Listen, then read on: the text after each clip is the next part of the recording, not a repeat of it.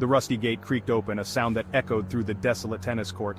Digby Guzman, his grip tight on his makeshift spear, stepped cautiously onto the cracked asphalt.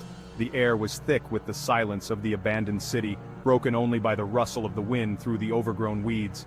Digby scanned the court, his eyes narrowed against the glare of the sun. Something was off. He spotted it then, a shape slumped against the net at the far end of the court. A groan, low and guttural, confirmed his suspicions. A zombie. It was trapped, its tattered tennis whites snagged on the rusty links of the net. Its decaying face was contorted in a silent snarl, a grotesque parody of a tennis player's grimace. Digby felt a surge of adrenaline, the familiar cocktail of fear and grim satisfaction. Every encounter, a gamble. Every undead foe, a potential meal ticket. He hefted his spear, a crude but effective weapon crafted from a sharpened metal pole and the handle of a long-forgotten mop. It was a tool that spoke of his resourcefulness, his will to survive in a world gone mad. He moved slowly, his steps measured and silent, towards the trapped zombie. It thrashed against its restraints, its moans growing louder, a beacon in the eerie silence. This was his reality now. Every day a fight for survival. Digby had always been a survivor. Before the outbreak, he'd been a janitor at a high-end tennis club, cleaning up after entitled players. He knew every inch of a tennis court, every nook and cranny.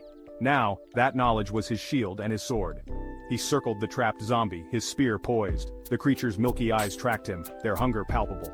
But it was trapped, its movements restricted by the unforgiving net. Digby felt a flicker of grim satisfaction. This one wouldn't be a problem. He raised his spear, the sunlight glinting off its sharpened edge. This was the part he hated, the moment before the kill, but it had to be done. He had learned the hard way that sentimentality was a luxury he could no longer afford. Survival was a brutal game and he refused to lose. He drove the spear down, the sound of metal piercing flesh echoing in the silence. The zombie convulsed once, its moans turning into a choked gurgle, before falling still. Digby let out a breath he hadn't realized he'd been holding. Another day, another victory. But as he pulled his spear free, a flicker of movement across the court caught his eye. His blood ran cold. It was another zombie, this one standing upright, its back to him. It was taller, leaner, and strangely familiar. The zombie turned, and Digby's breath hitched. Its face, though ravaged by decay, was unmistakable. Chandler Bowen, his old nemesis. Even in death, Chandler found a way to haunt him.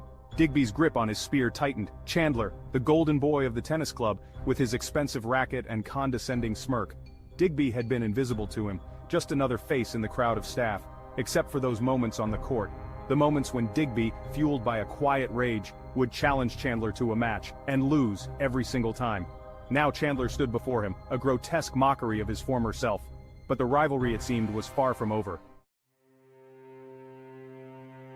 A strange calmness washed over Digby. He felt a grim smile tug at the corners of his lips.